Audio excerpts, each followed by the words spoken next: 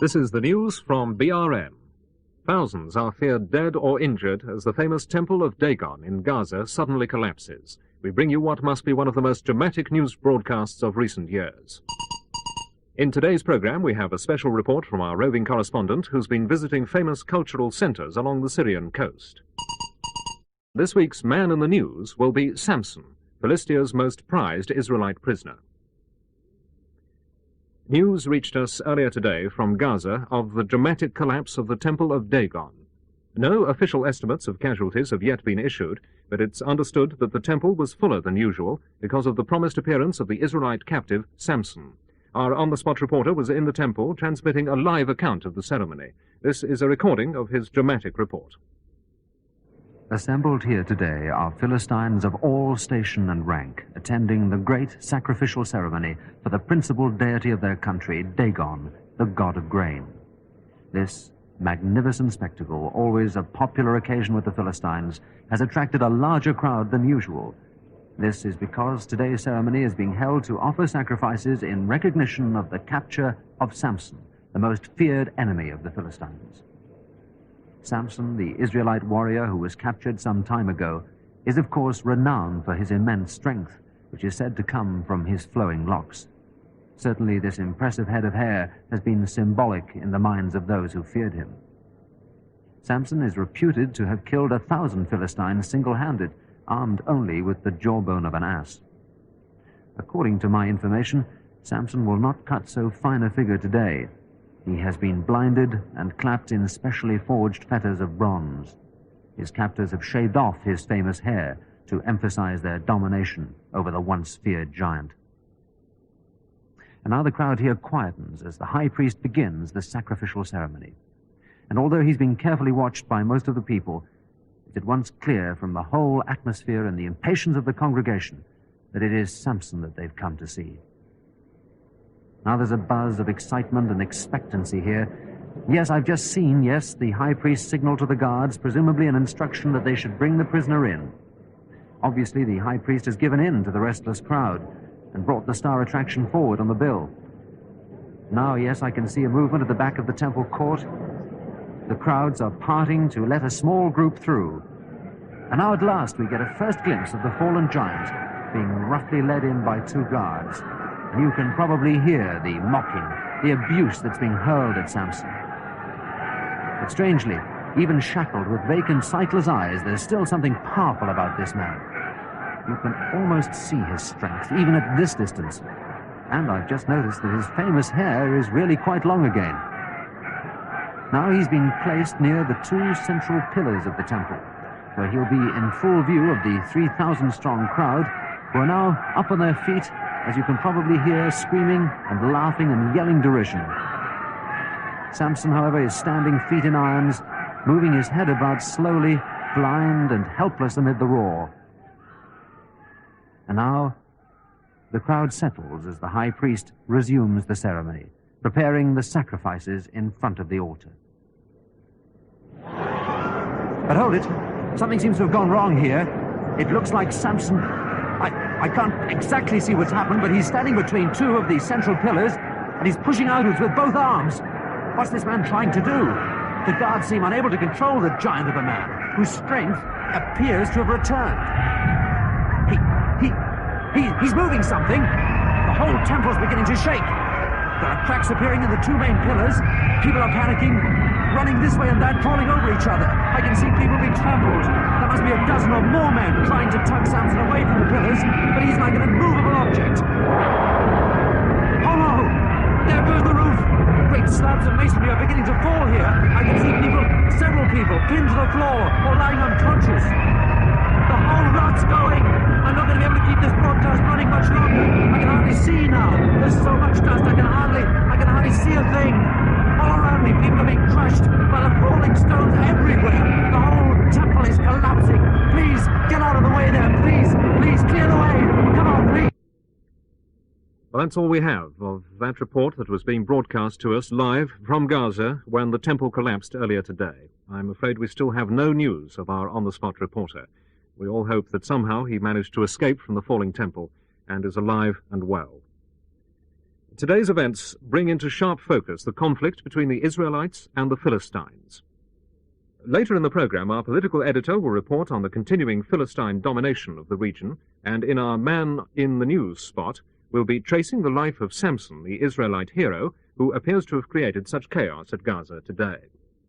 And now a report from our roving correspondent who's been visiting various commercial centres along the Syrian coast. Today he brings us a special report from the ruins of the once great city of Ugarit in northern Syria. I'm standing amongst the rubble of what was once the most powerful city in this part of the world. This beautiful old city of Ugarit, that was once the main trading and cultural centre of the Canaanite people, now lies in total ruin and desolation. Many fine examples of Canaanite architecture have been lost, but worse than that, the city was so badly flattened that I doubt if it'll ever be lived in again. Certainly, it'll never recapture its past eminence. Perhaps the most famous contribution that the Canaanites of Ugarit made to modern society was the introduction of the alphabet, which is being used by the Israelites, the Phoenicians, and the Arameans today. The old writing system was a cumbersome affair, which has been in use in Babylon and Assyria for some 2,000 years. It uses over 600 wedge-shaped signs and takes scribes at least 6 years to learn.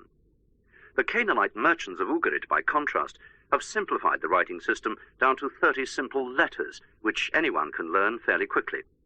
The new alphabet is all the more ingenious as it serves simultaneously as a calendar and a number system. I think that the destruction of Ugarit falls into the pattern of violence that we've experienced during the past 100 years or so. A whole series of major cultural centres have been lost. One thinks of the mighty Hittite Empire, which fell suddenly and mysteriously and has been never heard of again. Babylon is nothing like the cultural and trading centre it was before it fell. And of course, the destruction of Troy by the Greeks seems to fall into this same pattern. Also, we recall that not so long ago, Egypt repulsed an invasion of sea peoples called the Peleset, who are yet another section of the Philistines of Canaan's Mediterranean coast. I agree with most political observers who suggested that these separate incidents are somehow linked, and indeed, we may have a snowball reaction here. Many people think that much of this violence is caused by groups of refugees who in their wanderings meet similar groups and join forces until there is a sizable army. Then they march on the country or city of their choice. The Philistines are prime examples. Desperate to establish a homeland somewhere, they fought like tigers to overcome the Israelites in Canaan, just as the Israelites had been too much for the Canaanites when the boot was on the other foot. And so, from the ruins of Ugarit, a tragic victim of senseless destruction, back now to the studio. Thank you. Now I have an important news flash. Authorities in Gaza have just announced that 3,000 people were killed or injured when the Temple of Dagon collapsed earlier today. Some of the most notable figures in Philistine society have perished, the report says. It has also been confirmed that Samson died in the catastrophe, and it's ironic that in dying, Samson appears to have destroyed more of his enemies than he did throughout his lifetime. I'm afraid we still have no news of our reporter in Gaza, and it will probably be some time before all the dead can be identified and a full list of casualties is released. And now here's our foreign correspondent with this week's edition of Man in the News.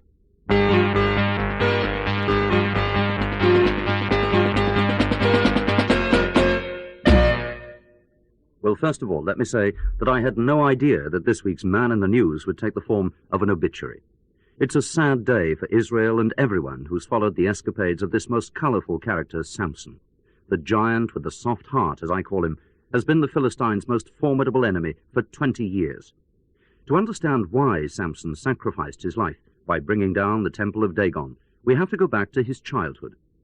Even before Samson was born, his mother dedicated him as a Nazirite, so he could neither cut his hair or drink wine throughout his life. The famous hair, which many believe was the reason for his immense strength, was therefore Samson's birthright from childhood. As a young man, Samson chose a Philistine woman from Timnah to be his bride. The wedding ceremony ended in tragedy. Samson, it seems, made a wager with 30 of his guests at the wedding feast.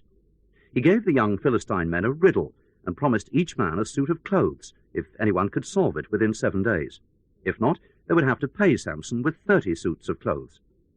Stumped by the riddle, the young men pressured Samson's bride into finding out the answer before the time limit expired. Playing on Samson's weakness for the fair sex, she seduced the answer from him and passed it on to her friends. But when the time came and the Philistines answered the riddle correctly, Samson realized that he'd been tricked by his bride. In a rage, he stormed from the banquet and killed 30 Philistines, using the dead men's clothing to repay his debt.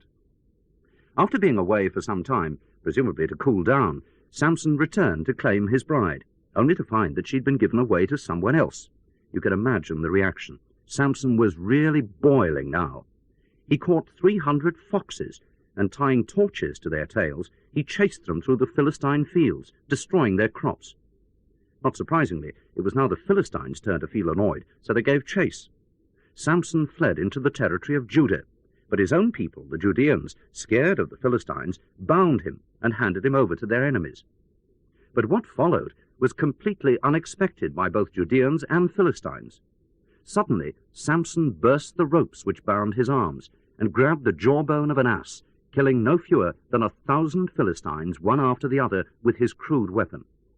After this wholesale slaughter, however, Samson became just a bit too sure of himself. He decided to go and live in the Philistine city of Gaza.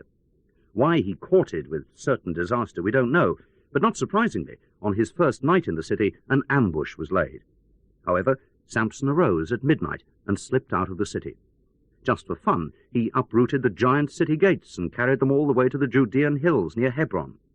You can imagine how the locals felt when they woke up in the morning. The horse had bolted and taken the stable door with it. Well, Samson hadn't learned his lesson. In fact, matters got worse, because next he went and fell in love with a beautiful Philistine woman who was secretly employed by the Philistine nobility to bring about his end. The woman, Delilah, was instructed to find out the secret of Samson's strength, and they promised her no less than 1,100 pieces of silver in payment. According to the popular account of the story, every time Delilah tried to entice Samson into revealing his secret, he kept taunting her. On one occasion, he told her that if he were bound with 7 fresh bowstrings, he would become powerless. During the night, Delilah bound him with bowstrings supplied by the Philistine lords. Then she awakened him by shouting, "Samson, the Philistines are upon you." Well, of course, Samson awoke and snapped the bowstrings without any trouble at all, and an infuriated Delilah realized that she'd been tricked. Again, she pleaded with Samson to reveal his secret and told him not to make fun of her. But again he pulled her leg, saying that brand new ropes would weaken him, which of course they didn't. Once more she tried, and once more Samson spun her a yarn, this time saying that weaving his hair together would take away his strength. As before, he awoke with his strength intact. After being fooled 3 times, Delilah began to persecute Samson every day by pleading and begging. She gradually wore away his resistance until he finally revealed to her that he was a Nazirite and that he would lose his strength entirely if his hair was cut off. This was the start of the final chapter. Realizing that this at last must be the truth, Delilah passed the information on to the Philistines, who paid her a handsome reward. While Samson slept, she cut his hair and then let the soldiers into the room. As before, Delilah awoke Samson by crying, "The Philistines are upon you." This time he was an easy prey. After binding him, the Philistine soldiers put out his eyes and took him to the capital in chains. Samson's fondness for women had finally brought about his downfall. But Samson was to have the last word. Obviously, as his hair grew longer, he must have felt his strength return, but being blind, he knew he could never fight again. I believe, knowing Samson, that he would have been waiting for just such an opportunity as today to gain his revenge.